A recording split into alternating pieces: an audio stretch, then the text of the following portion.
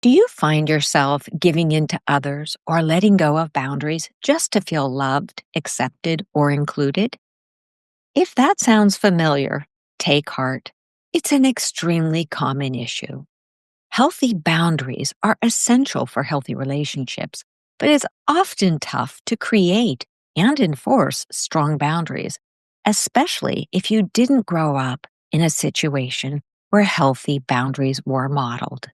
In today's episode, I'm joined by a powerful relationship expert who will help us navigate the connection between boundaries, cognitive distortions, and getting unstuck from patterns that hold you back.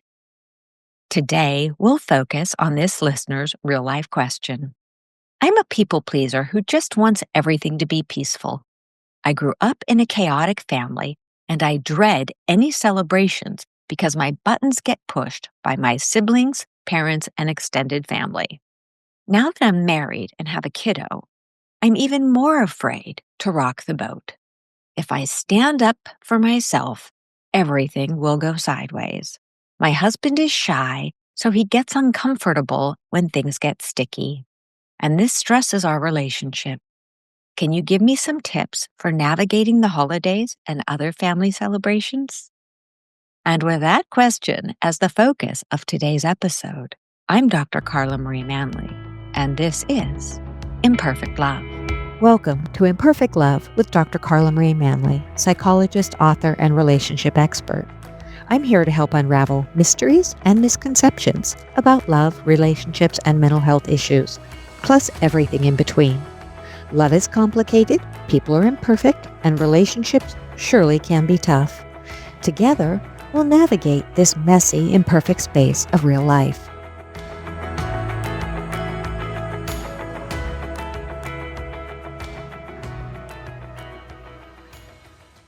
Please note, as this episode may contain sensitive information, listener discretion is advised.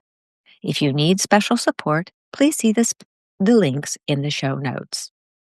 Today, I am joined by an amazing, top-notch relationship expert, Dr. Margaret Cochran. Dr. Cochran is known as the relationship doctor. Welcome to the podcast, Dr. Cochran. How are you? Dr. Manley, thank you so much for having me. I am fantastic and so excited to be here. It's such a joy to have you with us today.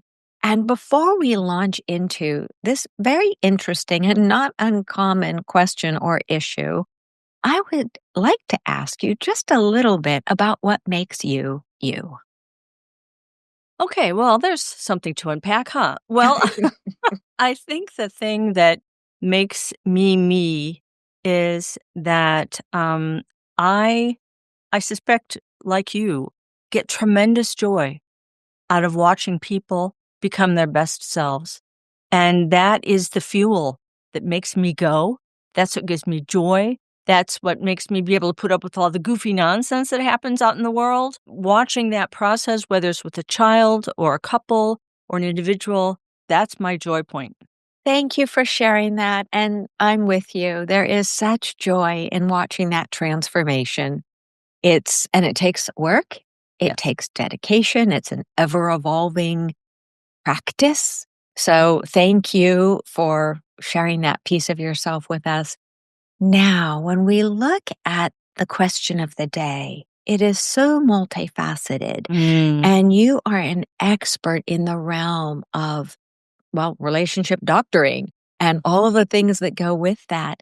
And in the introduction, I was talking about the importance of boundaries, cognitive distortions, those two things. Of course, there are so many elements to getting unstuck. Yes. But those are two pieces that can really be working behind the scenes to make us stuck in life, in relationship dynamics. And I really feel for the individual who wrote in with this question. Yes. Yeah. Growing up I was the 10th kid I was the 9th kid in a family of 10. You lost track. There's so many. I did lose track.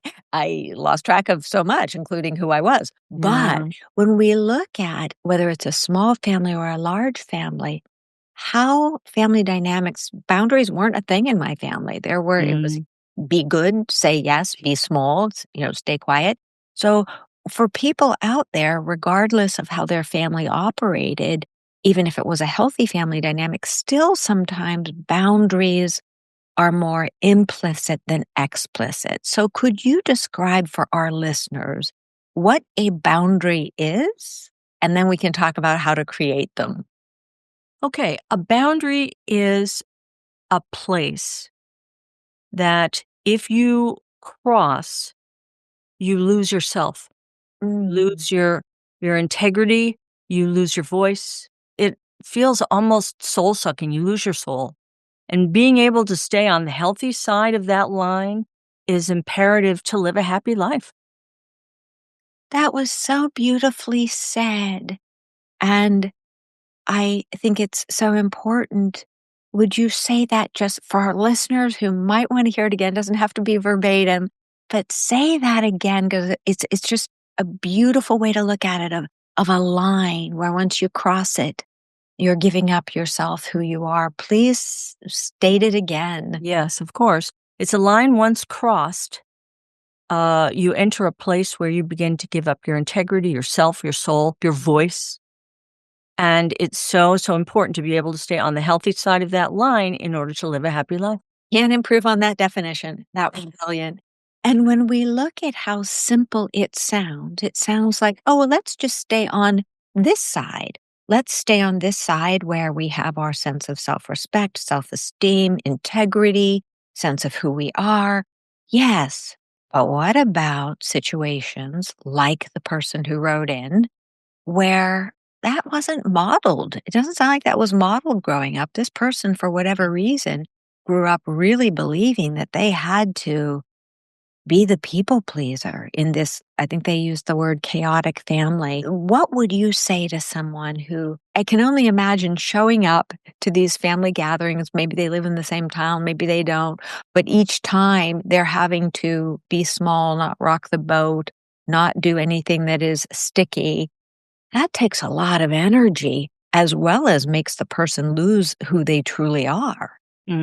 Well, in a situation such as your listener described in her or his question, the first thing you have to decide is how many family gatherings do you really need to go to? It's all seriousness now, you do, because you only have so much energy. And if you're walking into a chaotic situation and you're going to have to really assert boundaries, you need psychological energy to do that. So there's one. Two, if you have a kiddo and you're taking your kiddo, you absolutely must protect them. You have to put them first. They are a developing being. They have no power, no agency. And even though your family may have beaten the stuffings out of you, literally or figuratively, you have to be able to stand up for that child. We'll get into that a little more later on. Now, sometimes when you come from a family that's chaotic, you don't know where your boundaries are. Mm. You really have no idea. So the first thing to think about is, okay, what's my bottom line? What is not okay with me? And write it down. Don't just keep it in your head. Actually commit it to paper. Don't put it in your phone. Write it on paper. And why? Because the act of writing makes your brain release a hormone called GABA, which is very calming. So it's important when you're writing about painful stuff to do it longhand. So you're writing those things down. What are my bottom lines? What does that look like? And initially, it may be uncomfortable or kind of challenging to you because you're not used to that. But just sit with that. Just look at those things. And Okay, can we pause for just a second? You're giving us so much rich material already. I'd love to restate it. First, look at the number of family gatherings that you're attending. yes, If it's yes, every weekend, if it's every once a month, if it's 3 times a year, for some families, even 1 time a year is an awful lot. So yes, really looking at that and saying, "What can my partner, and my kiddo manage in a healthy way? yes, What feels good?" And that is an excellent first place to start, so thank you. The second one was keep the kiddo safe. yes, You yes, yes, now, yes. listener, have the chance to model for your kiddo what healthy boundaries look like. And in modeling healthy boundaries for your kiddo, you're breaking that intergenerational transmission of poor family patterns, of relational dynamics that were not healthy. So by looking at your kiddo and saying, this kiddo deserves to sleep when they want to sleep, play in a healthy situation, not be hugged if they don't want to be hugged. All of these things. So thank you. And I think for many people who can't at first set boundaries for themselves, being able to set them with a child in mind is a wonderful, wonderful place to start. So thank you for that. The third thing that you mentioned, I can't believe we already have so much to work with, was that importance as you're really filling it out of being able to look at the situation. Yes. So say more about that. Well, because if you come from a family where there were not a lot of boundaries, no permission to have a sense of self, I think is what it comes down to. Is when you try and figure out, okay, well, what's a boundary look like? I mean, where do I stop? Where do I start? Where's me and where's them? Now, this is super, super, super, super important. When you come from a chaotic family, the rule is you are responsible for anything I feel. I being the family member. Okay. So if I'm mad, it's your fault. If I'm sad, it's your fault. If I'm happy, it's probably not your fault. That's probably me because I'm wonderful and I did that, right? But anything that is negative or uncomfortable or challenges me in any way, I'm going to start pointing fingers at you and telling you you're a bad person for making me feel that. Mhm. Now, when you were a little person and you didn't have, any power, best thing you can do is hide. Keep your head down.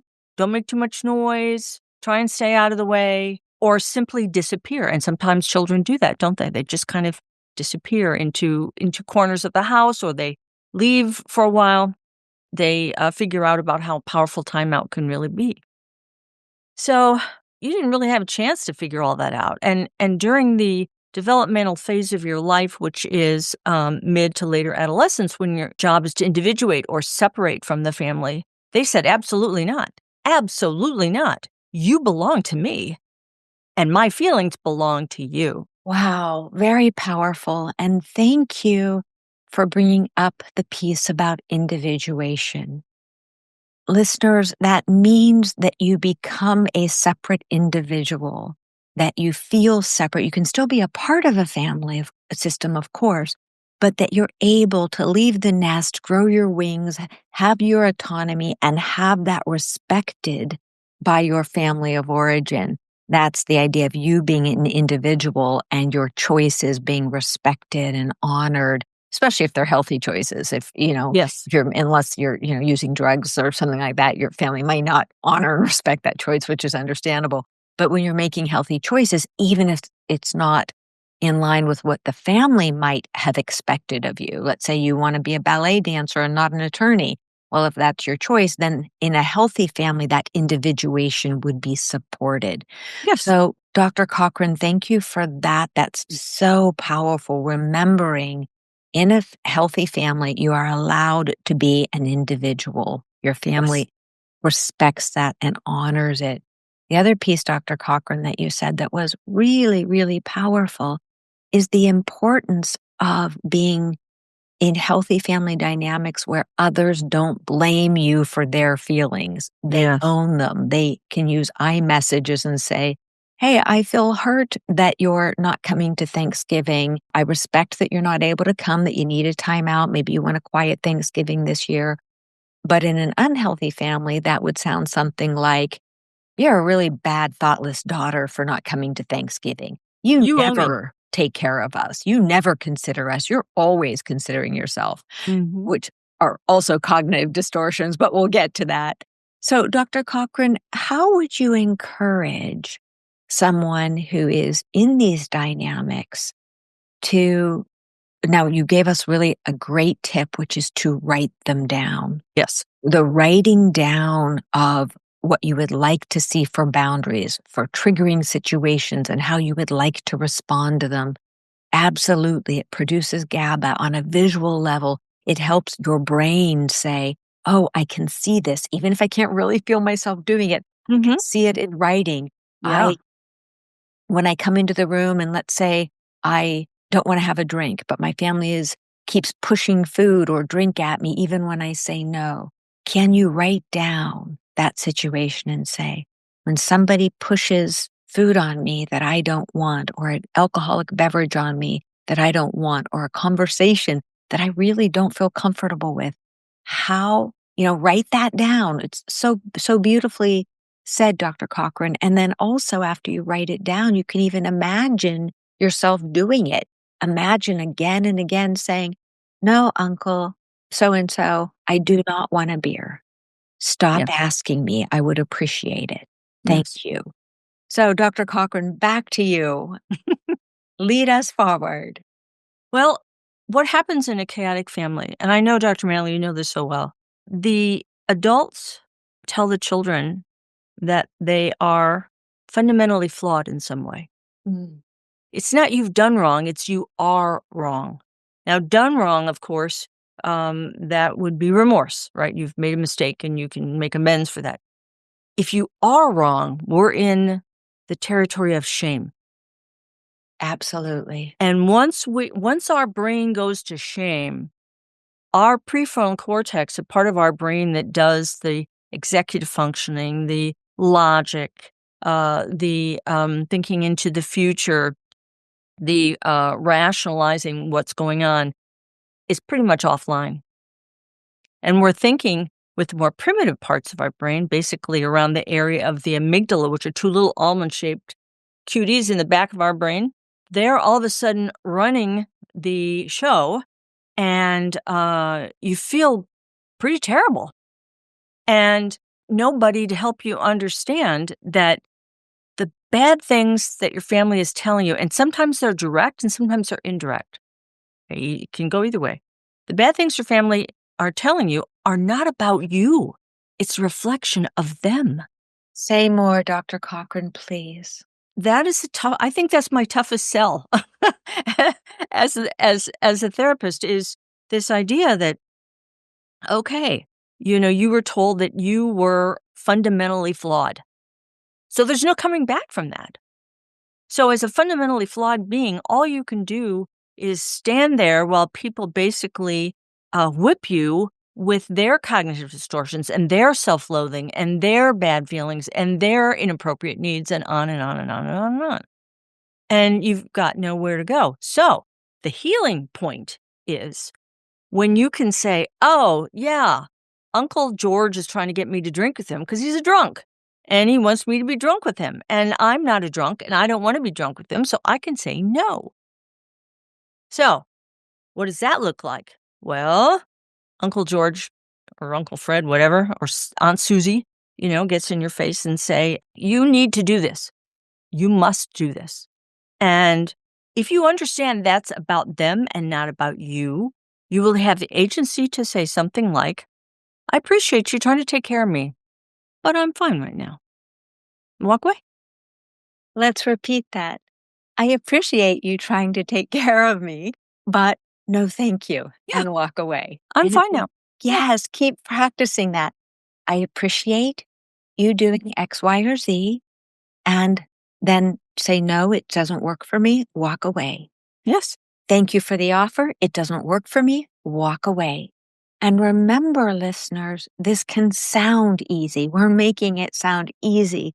It can be so tough.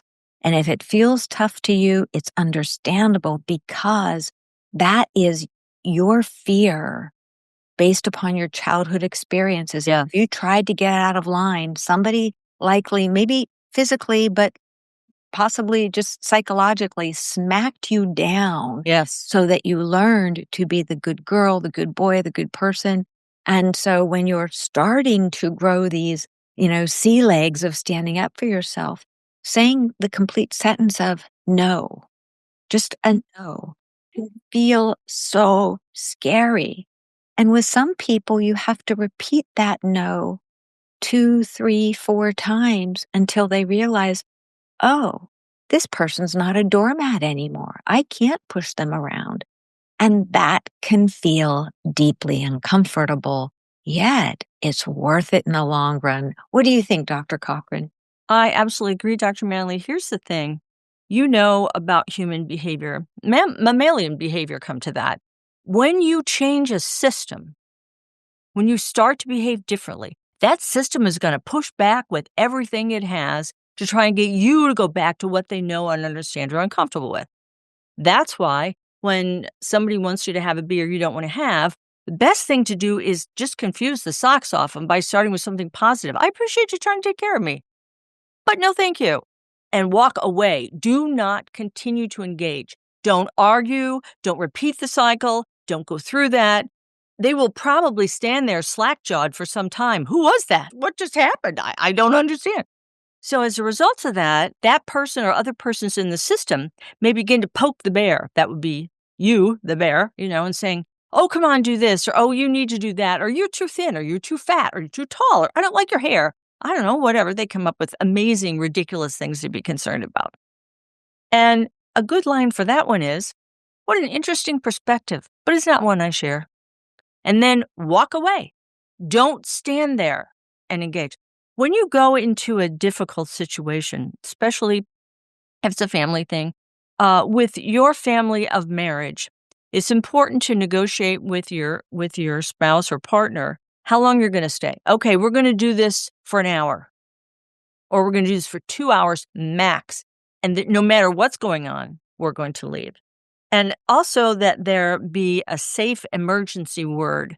Something happens and you get flooded. Flooding is when you're just overwhelmed. It's like a tsunami of feelings. If you get flooded or overwhelmed, or your partner or spouse gets flooded or overwhelmed, they can say the word to you and you need to make an excuse and go. Absolutely. And that safe word may be as a protection for your child. If they're starting in on your child about, you shouldn't eat so much, or you would need to eat more. That's a big one at family gatherings, is trying to control the resource of food, because it's a life-giving thing, right? That's about as primitive as it gets.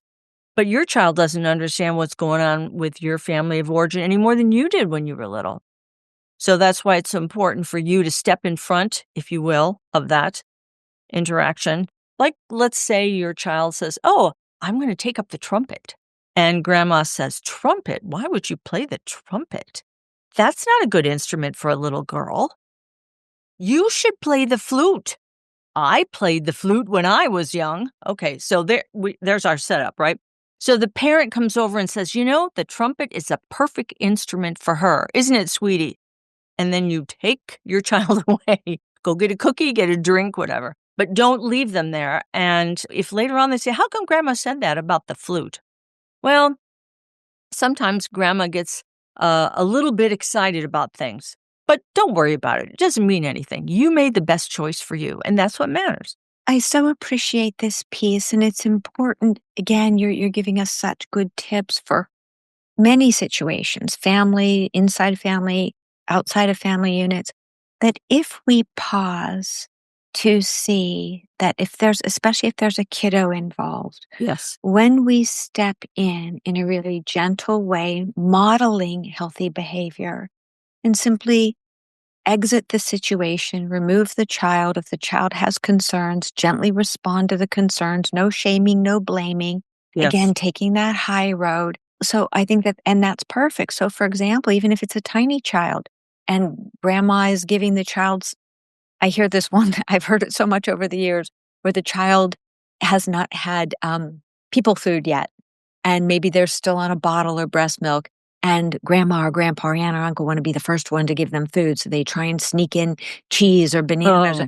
And the parent, comes to me afterward and said, but, that's not how I wanted to go down. And being able to say to the parents, this is important for us as parents to be able to keep baby on bottle or breast, whatever the situation is. And we have a really hard boundary around this. And if anybody tries to feed baby food that is not bottle or breast, we understand your desire and your excitement, but we will have to exit this situation. Yes, absolutely. So giving that warning in advance, if it's a known issue, and too many times we don't know the issues, and that's why I appreciate, again, you bring up the idea of a code word or an exit plan.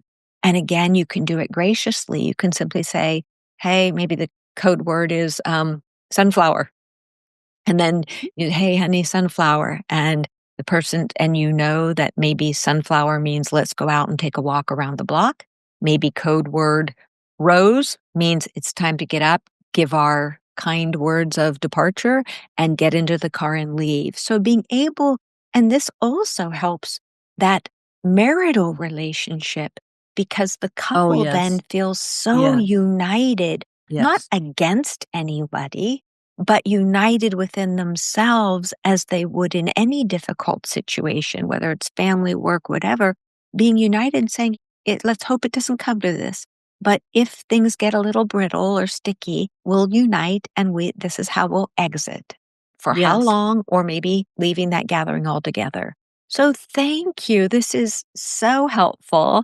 And the pieces that you're bringing up are applicable not just to holiday gatherings, but to situations, whether it's a wedding, whether it's a weekend Mm. barbecue, Mhm. being able to really embrace the idea of a strong boundary. And strong boundaries look different in different situations. When we're with people who respect us and love us and honor us and lean in toward us, our boundaries can be far more fluid and flexible.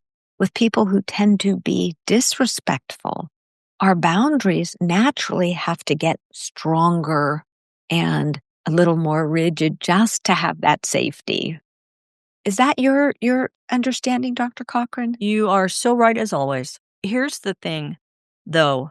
In the scenario that you described, and I love you brought that up because that happens a lot actually with the food thing and little kids Mhm. and stuff. Or they'll try to give them something that maybe they have an allergy to. Yeah. I mean, I've seen that happen too. Yes. So if you have, in a moment of calm, announced to the family, this is, we're no solid food right now, and somebody violates that boundary, you're out of there.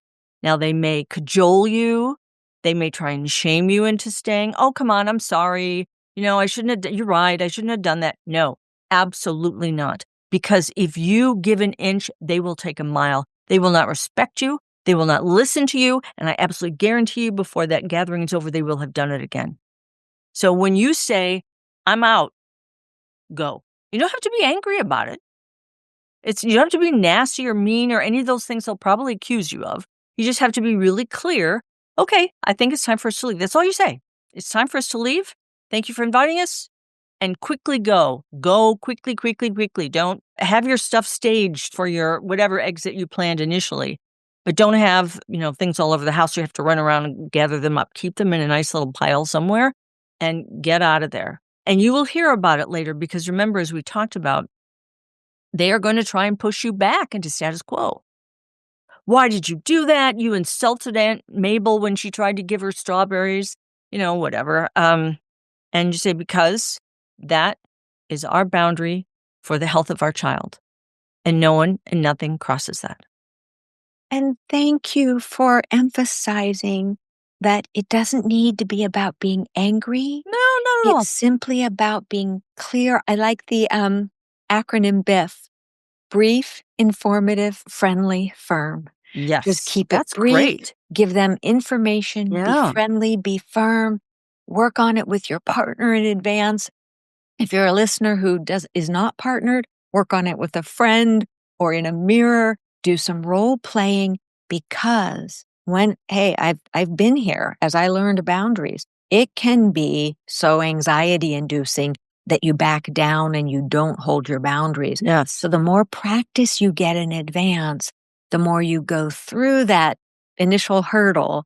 And once you do it, and then it's easier. And Dr. Cochran, you had mentioned something earlier, which I certainly subscribe to, that idea. And listeners, this is really critical. I'm just reemphasizing something Dr. Cochran already said, that when you change, if you have always been the doormat and the people pleaser, your family, friends, whomever you're working on this with, will not understand what's happening. All they Yes. know is you are no longer being the person you were, the person who was the people pleaser, the doormat, whatever role you played. So when you start learning to stand up for yourself, learning your boundaries, then you will, as you are getting unstuck, then you will start creating some ripples in that family system that was used to you being in your role. And so it will create just prepare yourself for it. It will create ripples. It'll maybe create some waves, but the more you realize they're just ripples, they're just waves as things are changing, then you'll see that you will make it through it. They may choose not to change, in which case you may have to step back from the relationship, but you don't need to change and give up who you are to please people who don't have your best interests at heart. What do you think, Dr. Cochran? No, that's absolutely true. And as we talked about before, that the dynamic that I hear expressed a lot when someone begins to change their behavior is the system that's resistant to change. Some member of the system, or sometimes a group of people, will say, "Who have you been talking to?" Because you see, once I, as a not so healthy system, my belief, my cognitive distortion is I control you. You're mine. You do life my way. And if all of a sudden you say, no, thank you, someone else must be controlling you because you don't have a self of your own. You don't have your own mind, your own agency, your own. No. That's my aegis here. So you must be talking to someone else. And, blame. They don't like outside helpers like therapists or doctors or whomever might bring up, hey, there might be another way to do this. So you may get that question. And, who have you been talking to? And the answer to that question is to look them in the eye and smile and say, that's such a good question. What I've been doing is listening to myself. That's all you have to say. Wonderful, wonderful. Dr. Cochran, you mentioned something that I promised our listeners we would get to, cognitive distortions. Ah, yeah. One of my favorite words in cognitive behavioral Yay. therapy, cognitive distortions, because they are sneaky, powerful little buggers. Would you explain what cognitive distortions are and how they're so powerful in negative relationship dynamics and keeping us stuck? Yeah, thank you for that. Well, cognitive distortions are beliefs, fallacious, incorrect, not true beliefs.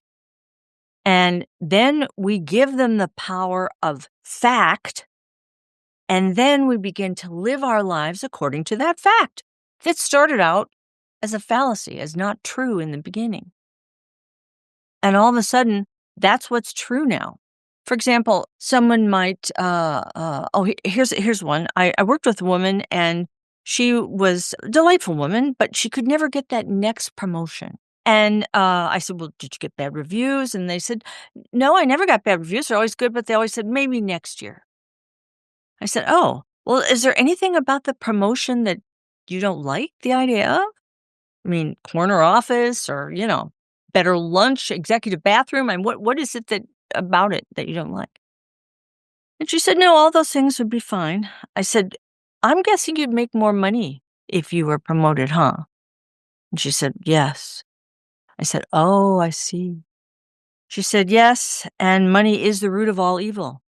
And if I make more money and my family finds out, they're not going to love me anymore. So I can't. So what she didn't realize was she was putting out this energy to her employer. I really want this, but don't give it to me because So she's stuck. She's literally stuck on the horns of this false belief. So the work that she did was to come to recognize, if someone resents you because you're doing well, then they don't really love you to start with. They may use the L word, but that doesn't necessarily mean it's true, which can be hard to accept, especially, we have this idea that's very pervasive in our culture that if you're biologically related to someone, then they're going to love you. And that is not true. Absolutely not.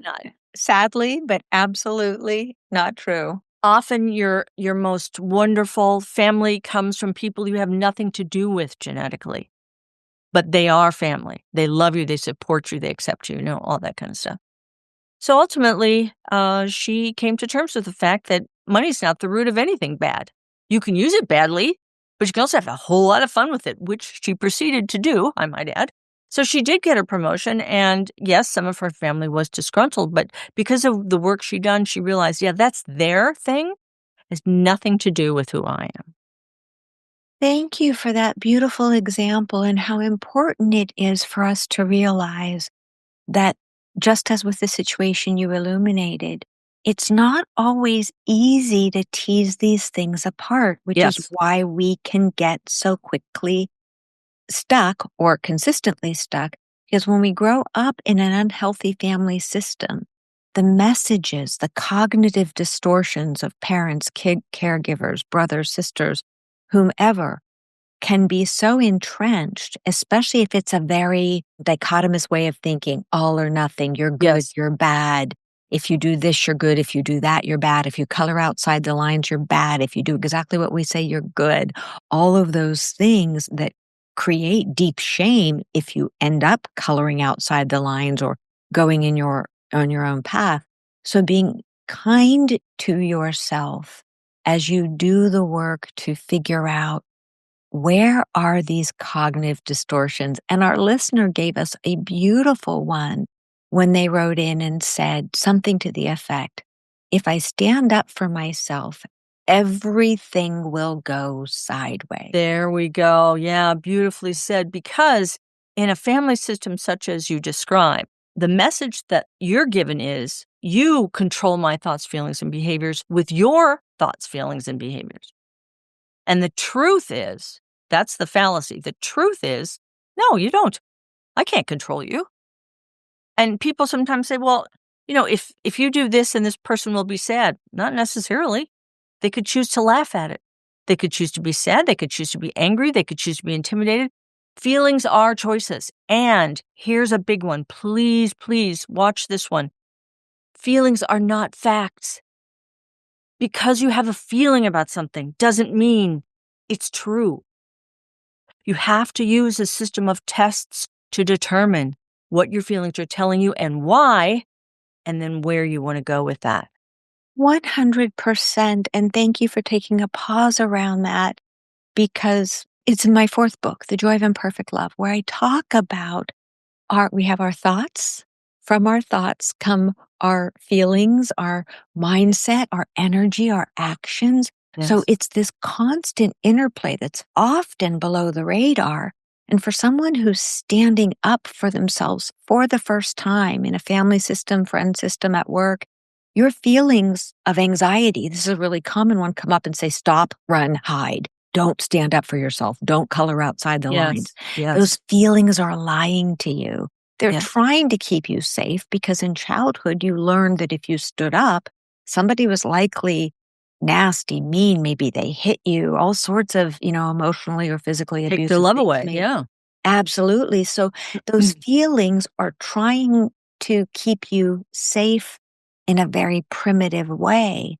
But on the other side of those feelings of fear or anxiety is your freedom. Because if you can learn to do what Dr. Cochran is coaching here and talking about, if you can learn to stand up for yourself one step at a time, you will discover the real you, that deep, strong, gorgeously gracious, respectful, beautiful you that is going to be capable of saying, this isn't for me, or that doesn't feel right, or no, no, thank you. Going back to the one where you said, I loved this one. I hear your perspective. It's not mine. It doesn't comport with mine. And then knowing that power, I want to emphasize this, Dr. Cochran, when you said walk away. You're Yes. not walking away to be disrespectful. No, not at all. You're walking away to avoid the back and forth banter, that Yes. controlling energy that is not designed to honor you, but it's designed to get you back in that stuck place. Yes. Well, there are a couple of things there. Sometimes people ask me, and you've probably had this too, Dr. Manley, where someone will say, well, why would my family member do that to me? Why would they want me to feel terrible? Well, like all things, it comes down to biology, doesn't it? That person feels badly about themselves, and the only way they know to get some dopamine, which is a part of the brain, the neurotransmitter of the brain that allows us to feel pleasure and also to concentrate and focus. The only way they can get a squirt of that is to put somebody else down.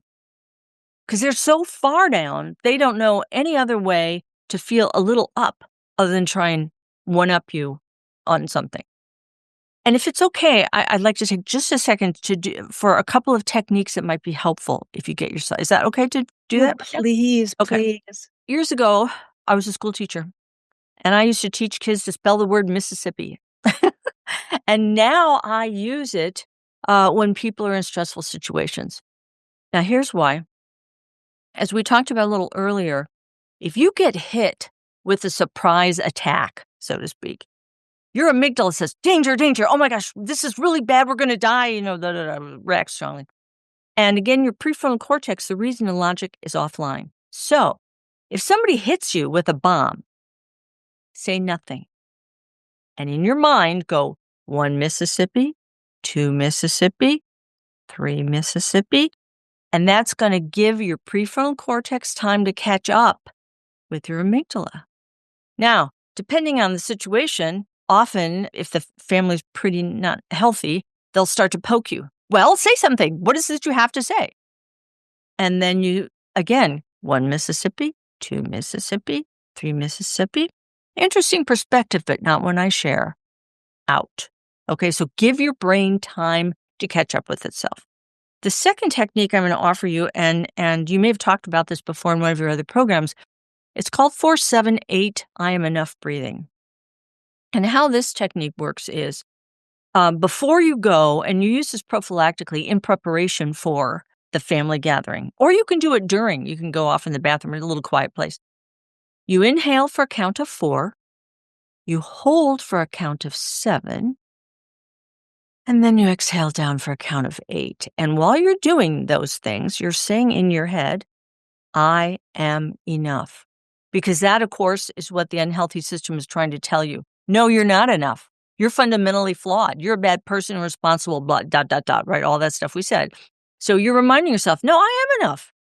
I'm absolutely enough for whatever comes my way. And I can do Mississippi's, and I can say no, and I can have safe words, and I can have a self. I so appreciate that, and I'm such a fan of breathing techniques, and that is a great one, and to remember to use it with the I am enough. So important, yes. Absolutely. For some people, you can add in, make me think of my first book, Joy from Fear, where I talk about all different breathing techniques, customize, find one that works. Beautiful. 4-7-8 one. Breathe in for a count of 4, hold for 7, breathe out to a count of 8. What it does, not only does it bring your parasympathetic nervous system online, but it gives you space so that you're not reacting, Yes. running, Yeah. you're not freezing. And it's so good because it brings down cortisol, it makes, all the stress hormones, it reduces them. And remember, Dr. Cochran, I so appreciate the tips that you're bringing up, because as you're setting boundaries and you stand up to systems, people, situations where you would normally be a doormat, again, been there. I get how hard it can be. It can feel like the world's going to end, cognitive distortion. Yep. And instead of going into that, oh, the world's going to end, nobody will like me, everyone will hate me, realize the people who truly love you and respect you, they may not be your DNA family, but they are out there. There is your soul family out there somewhere, your friends, somebody at work who will. And this is where the healthy relationship is. People who will respect you. Or it may be in your family system as you set up these strong boundaries. Maybe there are other people in the system who want to learn and look and go, oh, that's really good. I just saw my sister or my cousin say, no, thank you. I'm going to go and take a walk around the block. No, thank you. I'm going to go and have a rest on the doorstep. Whatever you're doing, and you don't need to explain it to anybody, but remember, breathing is one of those. So thank you, Dr. Cochran, for reminding us of the power of breathing to reset you from a place of fight, flight, freeze, appease.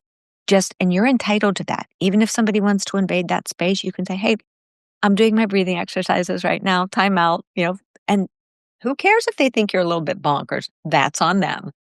Absolutely. I'm so glad that you're bringing up your books. They are wonderful. I'm a big fan. You've got a lot of wisdom in there that's very helpful. And what's really nice about a book is you can go back to it. I mean, sometimes if you're working on something, you're kind of on your edge, of growth and stuff. You'll think, "Oh, what was that? How did that work again?" Being able to go back to your book and look again, "Oh, yes, that's what it is." And it's very reassuring and calming to know I have that resource I can always go back to. It's my little safe space between 2 covers of the book, and that's just a wonderful gift, Dr. Manley. You've done an amazing job. Oh, thank you. And I think, actually one of the reasons I write them is so many people out there can't afford psychotherapy. Yes. So all of my books, and whether someone who's listening buys mine or somebody else's, make sure it has exercises in it. Yes. Because as Dr. Cochran pointed out earlier, that's why all of my books have exercises, because if we just do a read, we aren't going to be doing that life-changing work that involves visualization, writing things down, finding the roots of old behaviors that aren't healthy, rewiring the brain for, healthier habits. And so remember, listeners, if you can't afford, if this sounds like too big of a thing to do on your own, there are support groups out there. There are individual psychotherapists. There are free groups where people are working on issues Yes. like this. There's bibliotherapy, meaning pick up a book at your library. You don't even have to buy one.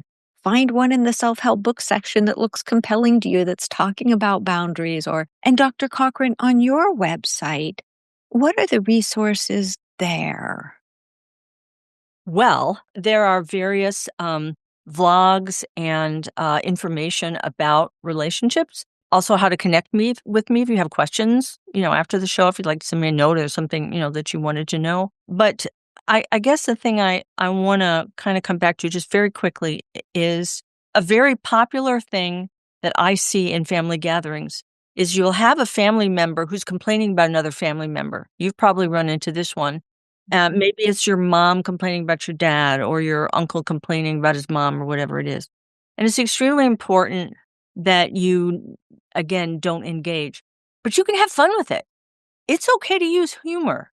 It's okay to say, so let's say mom's going on about, oh, your father's this and he's done that and da da da da da da da da. Wow, that's 6 things, mom. That's pretty good. I'm going to go get a drink. Would you like me to bring you back something? Just distract, change the subject, do what, stage musicians do. "Look over here. We're not gonna we're not gonna do this anymore, right? We're out of here." And it really confuses the person and often shuts down, that conversation. So, just little things to remember, and again, as I said, if people have questions or there's anything, they're welcome to, go to drcochran.com. Thank you. I have to just jump back to what you were talking about with the distraction. That is another fabulous tip. And it's one, and I don't mean this in an unkind way, but it's one that we often use with little kids, Oh, yeah. where we say, they want ice cream, this, that. And we say, oh, look over here. There's a bluebird. Oh, look at the butterfly.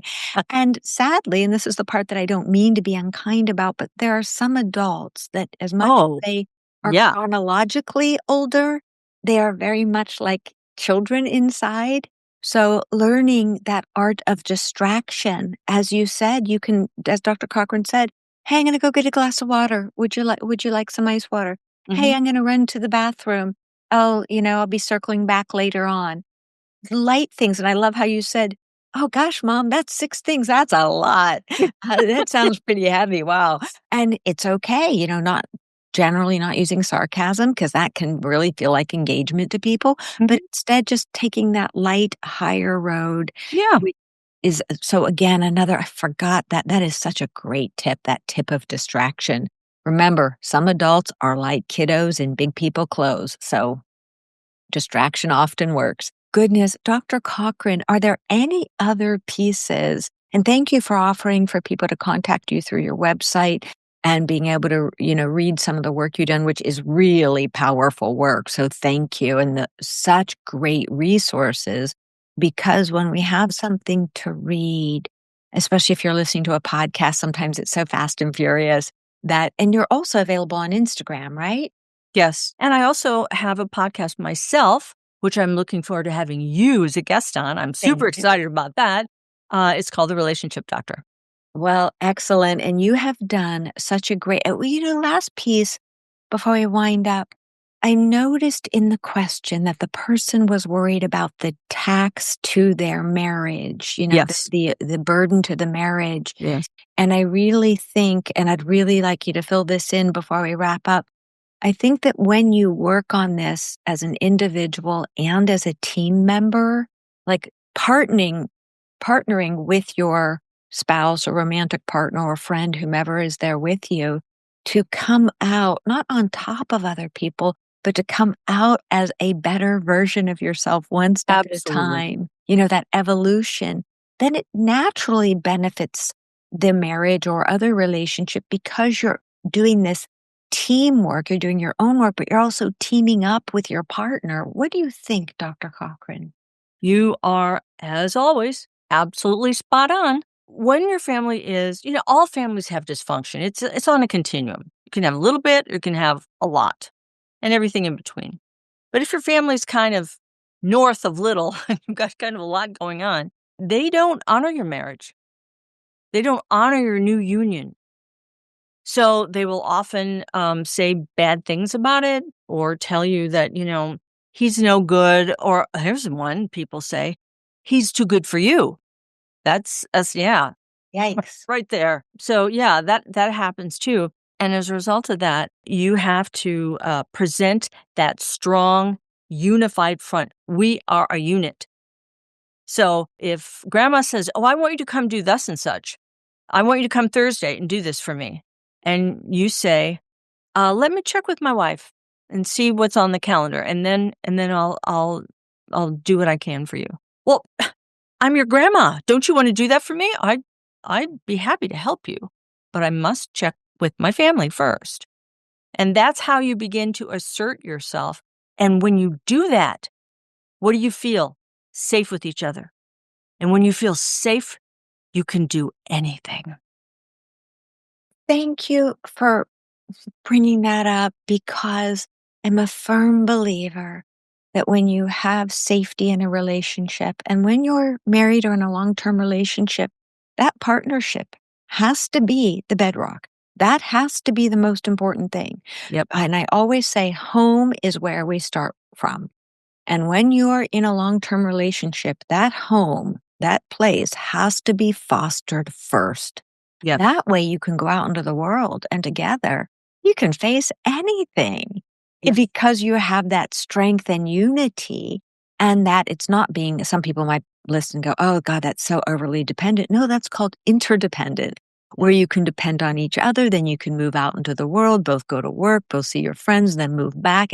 But always coming back to this strong sense of safety, trust, safety, security, which is ideally what we would have gotten in our childhood environments, and then it gets Yes. replicated in the relationship environment. But in all too many cases, isn't what somebody had growing up, so they don't know how to create it. But yes, oh my goodness, what a yummy piece to end on, Dr. Cochran. Thank you so much. Thank you. So, where can our listeners find you? Well, you can find me at drcochran.com. You can find me in The Relationship Doctor, various podcast sites, Apple, Spotify, that kind of thing. I'm on Instagram. I'm at LinkedIn. I'm kind of everywhere. All right. So, listeners, if you're driving, don't worry. Everything will be in the show notes. Dr. Margaret's website, her Instagram, all of that will be there. And the spelling, if you're not driving and you have a pen handy, is Dr. Margaret, Margaret, Cochran, Cochran, Dr. Margaret Cochran. Dr. Cochran, thank you so much for sharing your time, your energy, your wisdom, your such empowering advice with us today. It's so amazing. Thank you. Thank you, Dr. Manley. It was absolutely a pleasure. Well, thank you. And one final note to our listeners that just came to me, I don't want to leave without saying this. Remember, learning strong boundaries, breaking old relationship dynamics. Let's say you're 20 years old. Those patterns have been going for 20 years. Let's say you're 30, 40, 50, 60, 70. Those have been going for as long as you've been on the planet. So give yourself grace and patience.